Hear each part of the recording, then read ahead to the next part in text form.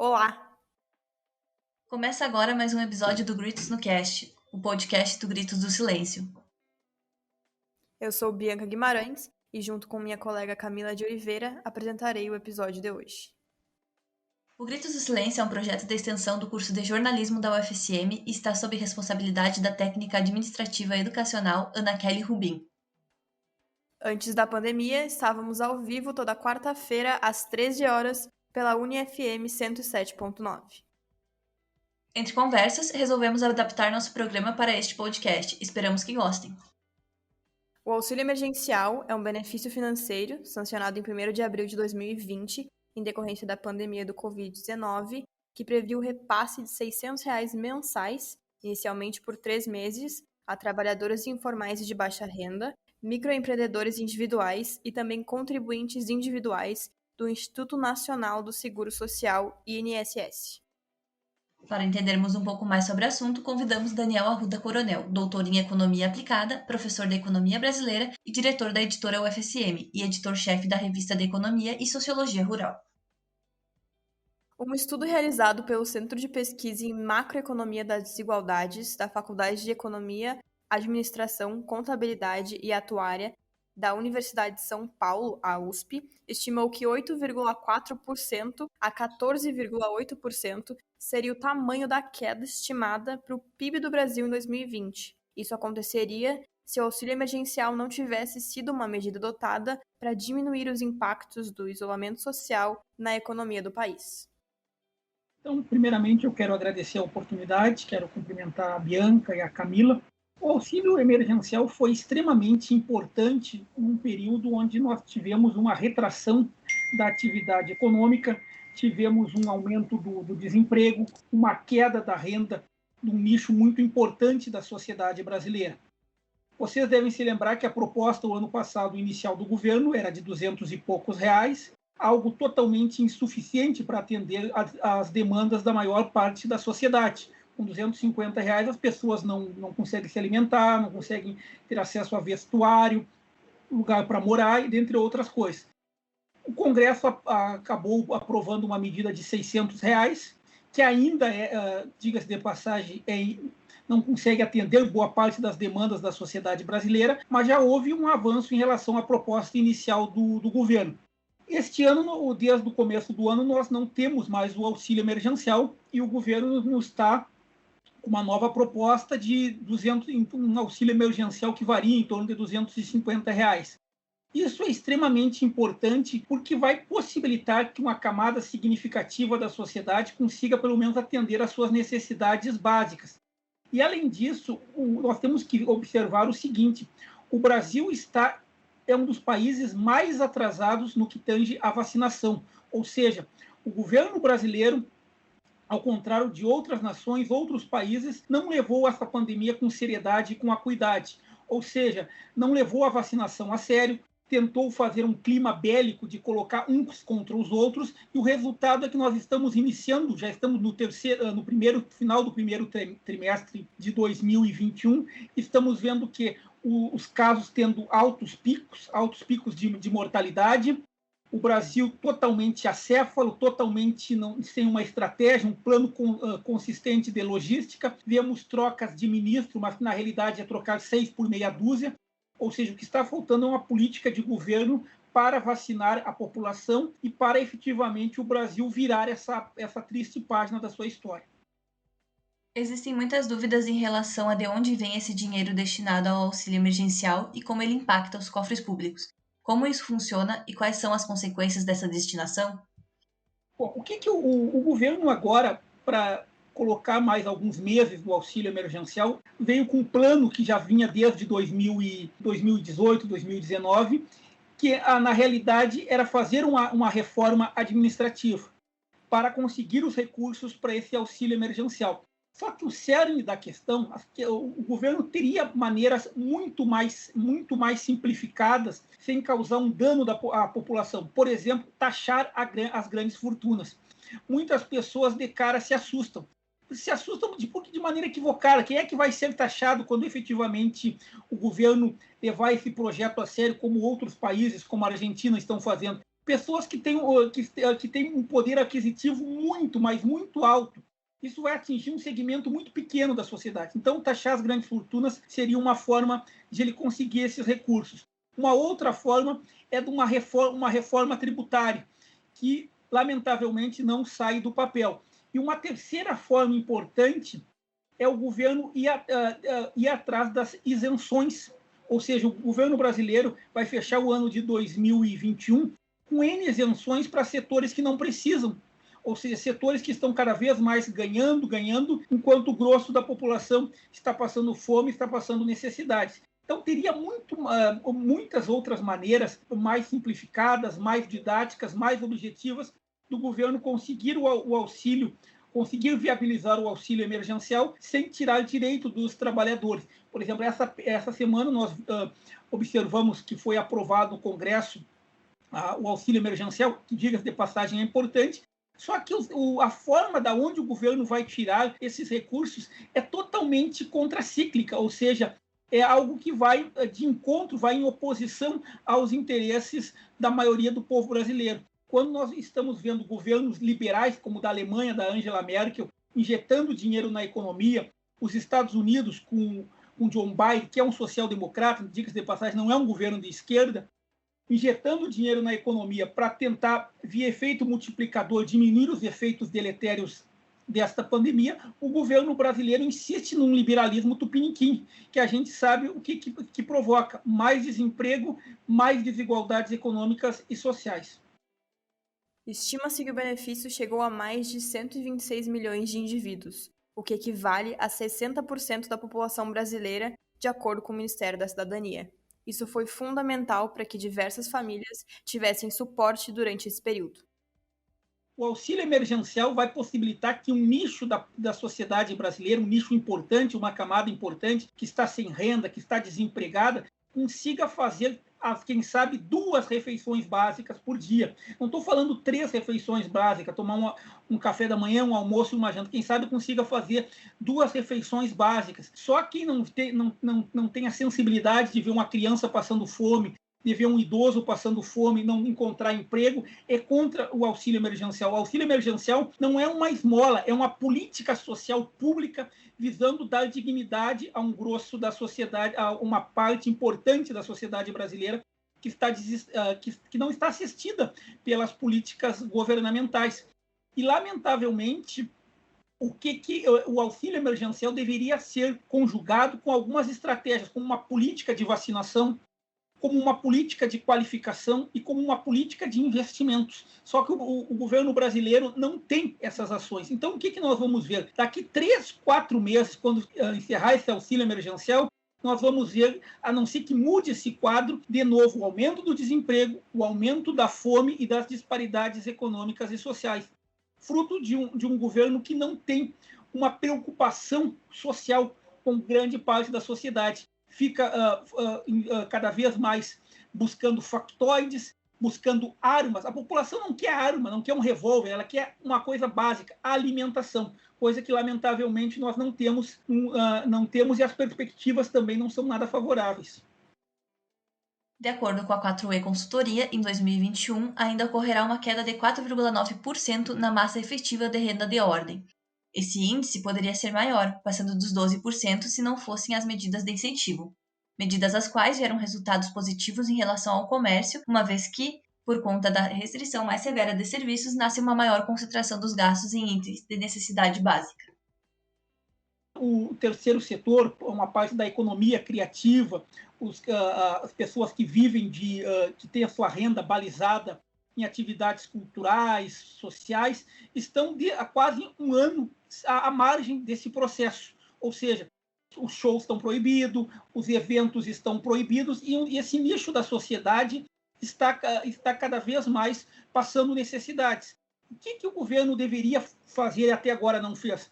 O governo deveria ter feito políticas sociais para atingir esses setores e, desde o começo, desde que começou a crise, o governo deveria ter insistido na vacinação.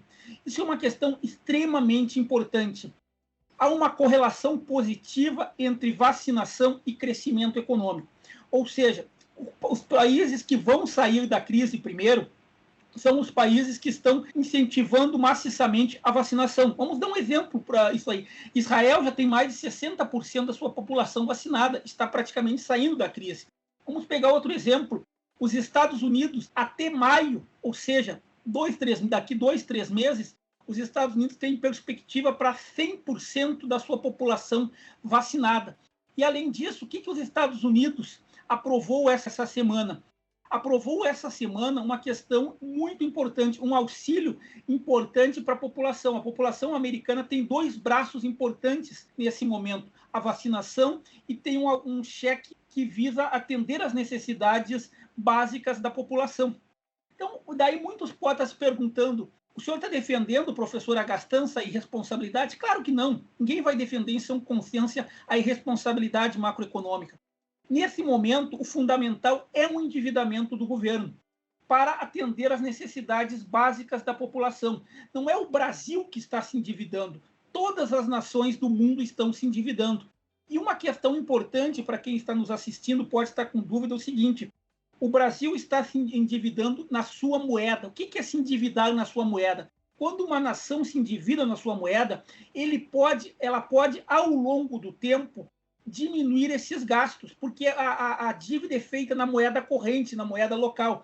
Se fosse uma dívida feita em dólar, por exemplo, ou em libra, ou em euro, aí sim seria uma questão extremamente pertinente. Ninguém está defendendo uma gastança irresponsável como se não houvesse amanhã, mas sim uma gastança para não aumentar as disparidades econômicas e sociais. O que vai acontecer se começar a aumentar as disparidades econômicas e sociais? Nós vamos ver um caos econômico e social, o que vários filósofos já no século XVIII, século XIX, já falavam: o caos social tomando conta da sociedade, as pessoas matando, roubando para se alimentar. Isso o governo não se deu conta. Além do impacto da pandemia na economia do país, de acordo com cálculos do Instituto Brasileiro de Economia da Fundação Getúlio Vargas, o FGV-IBRE, a desvalorização cambial subiu em 67% no que se trata de produtividade industrial. Esse aumento gera uma preocupação com uma mega inflação, que agora é notável principalmente pela alta no preço dos alimentos. A desvalorização do câmbio causa diversos impactos na economia, mas durante uma pandemia em que pessoas não podem trabalhar, a maior preocupação é a dificuldade das grandes massas em obterem os alimentos essenciais para a sobrevivência. A inflação hoje, no meu ponto de vista, não é o principal problema do país. O principal problema do país é as disparidades econômicas e sociais. Esse é o principal problema. Formas de mitigar essas disparidades econômicas e sociais. Ações concretas para diminuir essas disparidades. Esse, para mim, no momento, é o principal problema do país. Só que, lamentavelmente, eu não enxergo, num curto intervalo de tempo, dadas as ações do governo, uma luz no fim do túnel, ou seja, um plano coerente de vacinação e uma estratégia de desenvolvimento com ênfase nos investimentos, principalmente em educação e ciência e tecnologia. Não consigo visualizar. Eu vejo o que o governo está fazendo, ele continua numa estratégia que não é, no meu ponto de vista, não é feita de maneira ingênua, mas sim de maneira orquestrada e organizada, de colocar um setor da população contra o outro, fazer políticas de factoides, por exemplo, a carteira de motorista agora, a partir de abril, vai valer para 10 anos. Muitas pessoas vilipendiando, ficando contentes com isso aí. Mas isso não tem nada, isso não afeta nada as questões sociais. O governo cada vez mais fazendo propagandas de armas, coisas que não têm impacto nenhum na vida da população.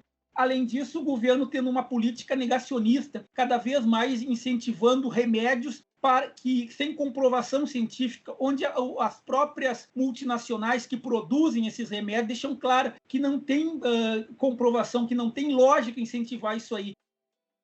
Para o pesquisador brasileiro Marcos Mendes, associado ao INSPER, é de suma importância saber a diferença entre 2 perfis brasileiros, os que são muito pobres e não conseguem se alocar no mercado de trabalho, e os que conseguem sustento, mas não possuem uma renda fixa, ocorrendo sempre oscilações. Proposta por Eduardo Matarazzo Suplicy e sancionada em 2004, a Lei 10.835/04 institui a renda básica de cidadania. De acordo com a lei, todos os brasileiros e estrangeiros residentes há pelo menos 5 anos no país devem receber um benefício monetário suficiente para atender às despesas mínimas com alimentação, educação e saúde. O programa Bolsa Família é considerado pelo senador como um dos passos necessários para alcançar esse objetivo.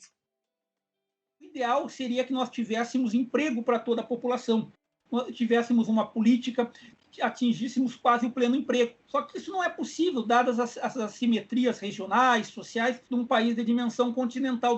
Mas também o Estado não pode ver um nicho da sociedade passar fome, passar necessidades, sem ter uma política que garanta o básico para ela.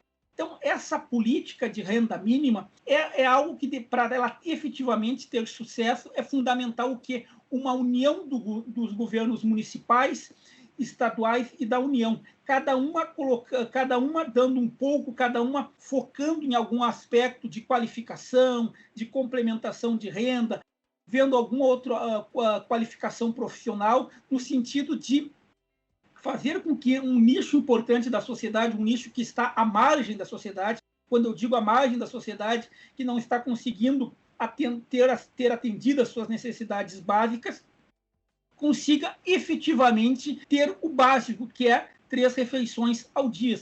Então, essa pandemia está mostrando duas coisas importantes para nós. Uma primeira questão é a necessidade de termos permanentemente programas de renda mínima, programas que visem suprir as necessidades da população.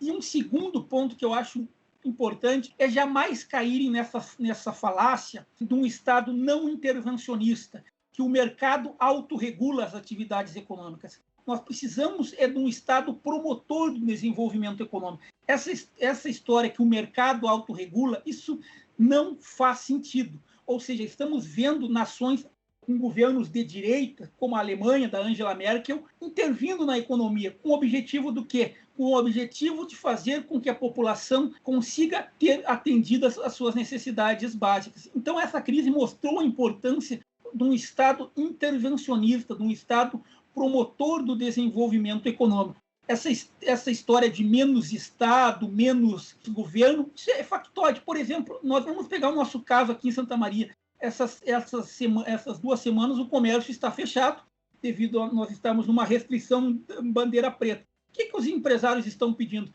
Que o governo auxilie eles de alguma forma. Ou seja, os que há pouco tempo, muitos empresários que bradavam, defendiam um Estado mínimo, agora o que eles querem? Querem um Estado para atender às suas necessidades. E que é defensável, diga-se de passagem. É importante, só que isso não é importante só em época de crise. Sempre um Estado que vise realocar os recursos produtivos na sociedade é fundamental. Quando a gente fala em Estado intervencionista, nós estamos falando em um Estado promotor do desenvolvimento econômico e social. E a gente vê aqui no Rio Grande do Sul também uma grande taxa de mortalidade. Ontem, por exemplo, a gente atingiu 502 mortes diárias por conta do Covid-19. E dentro disso a gente vê também que o Rio Grande do Sul está com superlotamento de UTIs, as pessoas estão cada vez mais com dificuldades financeiras, com dificuldades de ir no mercado fazer compra, porque qualquer coisa que tu compra, um pedaço de carne, arroz e feijão, é quase R$100 praticamente agora com essa superinflação. Tu acha que seria possível, no nosso estado, o governador Eduardo Leite implementar uma renda básica nessa pandemia? Tu acha que teria como em princípios econômicos e sociais aqui?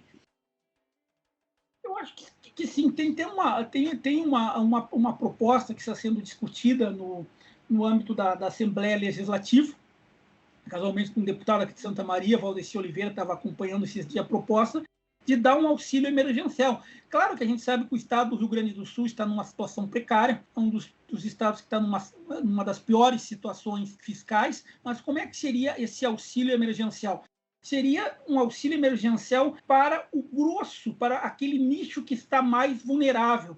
Poderia ser feito 1 ou 2 meses, no sentido de dar uma vazão para essas pessoas conseguirem, pelo menos nesses próximos meses que estamos vendo, não vão ser fáceis, dado a falta de não perspectiva da vacinação, as pessoas conseguirem atravessar esse momento com uma certa dignidade. Então, eu acho que um auxílio de R$50, R$60 para um nicho da sociedade brasileira, acoplado com algumas condições, poderia ser uma estratégia interessante que deveria ser pensada. Segundo o professor da Universidade Federal de Pernambuco, Écio Costa, o auxílio emergencial tem um impacto significativo porque tem efeito multiplicador. Ele é um programa de transferência de renda direta para a população, sem vinculação a nenhuma contrapartida que possa vir a atrapalhar a distribuição e chegada dos recursos ao povo. O dinheiro é disponibilizado à população e pode ser gastado de qualquer maneira, o que leva a acreditar que o mesmo possui efeito pulverizador e multiplicador. Nós estamos vendo que nesses 2, 3 meses sem o auxílio emergencial, um nicho importante da sociedade brasileira não está conseguindo atender às suas demandas básicas. A situação não está ainda pior, porque devido ao ano passado, o auxílio emergencial, e no final do ano passado houve um certo crescimento econômico, a situação ainda não está pior. Então, digamos assim, a sociedade brasileira tem algumas gorduras para ser queimada nesses primeiros meses do ano. Está fazendo isso aí. Só que se esse auxílio não for implantado logo, então a situação não está pior por causa que no final do ano passado houve um certo aumento do comércio, a questão do Natal, houve, digamos assim, um recrudescimento, digamos assim, das atividades econômicas. O gasto governamental com auxílio emergencial em 2021 representa 15%, um total de 44 bilhões de reais, em comparação ao gasto total com auxílio no ano de 2020, total de 293,1 bilhões de reais. No primeiro ano de pandemia, o auxílio contribuiu, mesmo que temporariamente, com a diminuição da desigualdade de renda e ajudou na redução dos índices de pobreza no Brasil.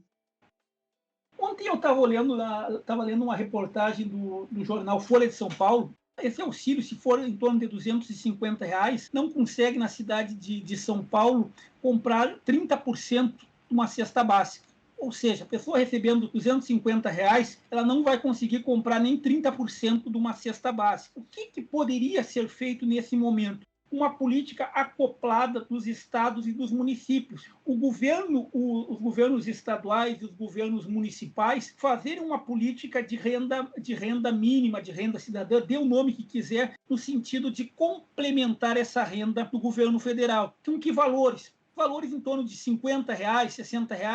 Muitos vão achar isso aí esmola. Claro que não, isso não é esmola. Isso é a possibilidade de um nicho da sociedade conseguir comprar alguns produtos básicos, conseguir fazer a sua alimentação. E uma questão que a sociedade tem que entender, quando as pessoas têm um recurso, o que elas fazem? Elas gastam esses recursos.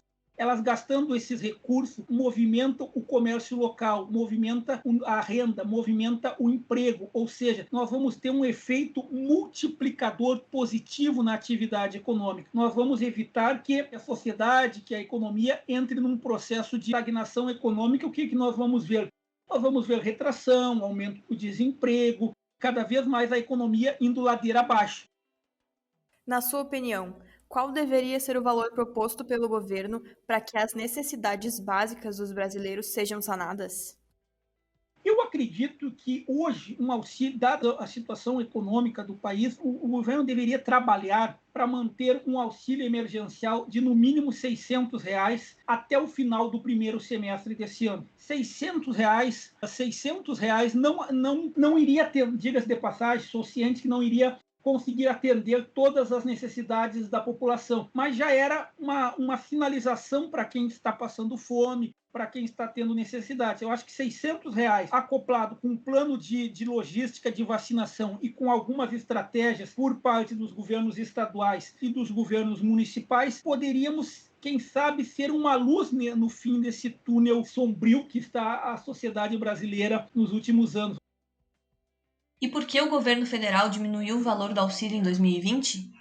O governo alega, nesse momento, que não tem mais condições fiscais para isso. E a preocupação central do governo, segundo os principais meios de comunicação, segundo as principais agências internacionais, é cada vez mais manter uma responsabilidade macroeconômica. Eu acho que, nesse momento, manter uma responsabilidade macroeconômica soa um pouco estranho, porque as principais nações do mundo estão se endividando, estão aumentando seus gastos públicos. Não adianta uma nação que está mais ou menos com um equilíbrio macroeconômico e o grosso da sua população passando fome, passando necessidades.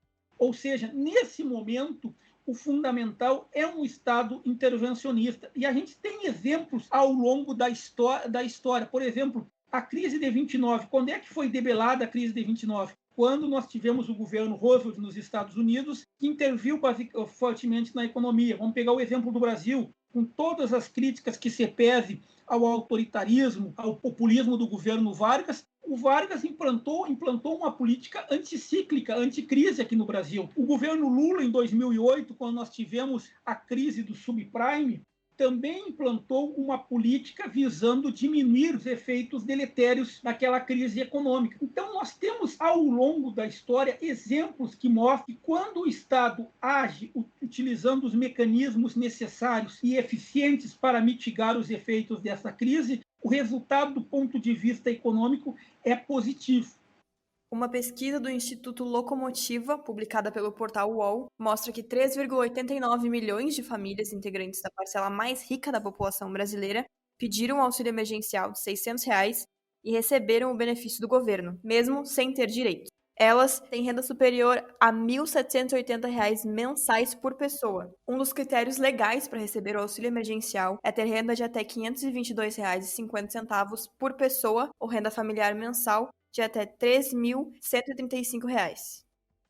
Nós vemos no auxílio emergencial pessoas que não precisavam desse auxílio utilizando formas de driblar o governo para conseguir esse auxílio. Pessoas que não tinham necessidade utilizando subterfúgios para ter acesso a isso aí. E uma outra parte da sociedade, por não ter uma sensibilidade social, por não ter muito claro o espírito de nação, o espírito de solidariedade, repudiando esse auxílio emergencial, que é lamentável, principalmente quando a gente vê jovens da idade de vocês, que, por exemplo, defendem uma política de permanência estudantil, mas são contra o auxílio emergencial. Defendem uma política de bolsas de iniciação científica, mas são contra o auxílio emergencial. Acham uma bolsa de iniciação científica de R$400 não é esmola, mas ele vê o auxílio emergencial como esmola. Ou seja, isso é o fato de pensar só no seu umbigo e não ter claro a importância das políticas sociais para o investimento, para o desenvolvimento do país. E como economista, quais são as tuas sugestões e conselhos para as pessoas que vão ser beneficiadas pelo novo auxílio emergencial em 2021 e que se encontram em situações de vulnerabilidade econômica? Eu acho que as pessoas que vão ser beneficiadas nesse auxílio, elas têm que focar em 3 pontos. Tentar, dentro do que for, tentar buscar uma política de qualificação e capacitação. Tentar cada vez mais qualificar, se capacitar para quando passar essa pandemia estar pronta para inserir-se no mercado de trabalho. Usar esse recurso com parcimônia, é um recurso pequeno e precisa ser utilizado. Então, é fundamental que essas pessoas façam pesquisas de preços no sentido de alocar melhor esses recursos. E um outro ponto, tem uma consciência política, que a sociedade consiga visualizar, enxergar o que é um governo que defenda a sociedade, o que é um governo que defenda o rentismo. A crise está tirando um pouco a carapuça de alguns governantes, ou seja, mostrando quem esses governantes defendem. Ou seja, as pessoas podem ter errado, ter feito uma opção política equivocada em algum momento. Mas errar é humano, não é humano persistir no erro. Então as pessoas devem ter cada vez mais saber a sua classe social. Isso que eu acho que está faltando no povo brasileiro nos últimos tempos. Saber a sua classe social, saber de onde vem. Ou seja, um pouco de sentido de nação. Se essa crise mostrar para nós que nós temos que ter um pouco do sentido de nação, ter um pouco de cada vez mais de solidariedade, são algumas coisas, algumas lições que, de uma forma amarga, nós estamos aprendendo. Agora que aprendemos um pouco mais sobre o assunto, temos algumas recomendações de documentários, livros e filmes para você que nos escuta se aprofundar um pouco mais no tema. Mas primeiro, vamos escutar as indicações do nosso convidado. Sempre gosto de citar os clássicos, ou seja, para entender o Brasil, para entender por que um país de dimensão continentais, com recursos hídricos, com áreas agriculturáveis, não é um país desenvolvido. É fundamental nós entendermos essas amarras que vêm desde a colonização. Então, alguns livros são fundamentais. Por exemplo, a América Latina, Males de Origem, do Manuel Bonfim, é um livro interessante para entender esse contexto. Um outro livro, Formação Econômica do Brasil, do Celso Furtado, é um clássico. Celso Furtado fez no ano passado 100 anos e é um autor cada vez mais atual. Outro livro importante, A Revolução Burguesa no Brasil, do Florestan Fernandes. Para quem não sabe, foi orientador do ex-presidente Fernando Henrique Cardoso no doutorado. Um outro livro, que é um clássico importante, Os Donos do Poder, do Raimundo Fauro, As Raízes do Brasil, do Sérgio Buarque de Holanda. Esses livros são fundamentais, bem como pensadores como Darcy Ribeiro, no seu clássico Povo Brasileiro, que mostra o sentido da colonização, da formação étnica e social do povo brasileiro. O próprio Gilberto Freire, com Casa Grande e Senzala, são livros importantes que ajudam nós a entendermos o sentido histórico, étnico da formação social, cultural, antropológica do Brasil. Ou seja, o que foi feito nesse país desde a colonização acaba amarrando, fazendo que nós não tenhamos uma estratégia de desenvolvimento econômico e social que vise a diminuição das disparidades e das desigualdades sociais. Nossa primeira indicação é Sociedade do Almoço Grátis, de Christian Todd. O longa fala sobre o que você faria se a sua renda básica estivesse garantida. Vista como uma utopia até alguns anos atrás, hoje essa ideia é mais palpável do que nunca. Através de entrevistas com especialistas e figuras-chave de diversas escolas de pensamento, de ala neoliberal à esquerda utópica, o filme explora a renda básica universal como uma possibilidade real nos dias de hoje. Nossa segunda indicação é Renda de Cidadania, A Saída é pela Porta, de Eduardo Matarazzo Suplicy, que fala sobre como surgiu e evoluiu a ideia de renda básica para todos. Tem como missão mostrar como essa proposta se entrelaça com os ideais de muitos daqueles que lutaram pela aplicação da justiça, pela conquista da liberdade, desde o início da história do Brasil. O livro ainda reproduz entrevistas com Lula, Milton Friedman, Amartya Sen, Celso Furtado e James Tobin, e apresenta depoimentos com Martin Luther King Jr., Thomas Paine, José Paulo Bisol, Philip Van Paris e Guy Standing. Esse foi o podcast sobre auxílio emergencial, apresentado por mim, Bianca Guimarães, e pela minha colega Camila de Oliveira, com participação do economista Daniel Arruda Coronel. Na técnica estava Carla S., a produção foi feita por toda a equipe Gritos do Silêncio. E não esqueça de nos seguir nas redes sociais em @Gritos do Silêncio. Estamos sempre publicando assuntos muito interessantes por lá também. Reforçamos também a importância de não se aglomerar, usar máscara de forma correta e higienizar as mãos. Até o dia 15 de março, data anterior à gravação deste episódio, o Brasil somava cerca de 11.516.609 casos e quase 280 mil óbitos em decorrência da doença. Esse episódio foi produzido completamente de casa. Continuamos conscientes e nos cuidando. Nos colocamos à disposição pelo e-mail gritosdosilencio@ufsm.br para tirarem dúvidas, nos darem dicas sobre assuntos e entre outras coisas. Obrigada a tia que ouviu até o final e por hoje é só. Tchau!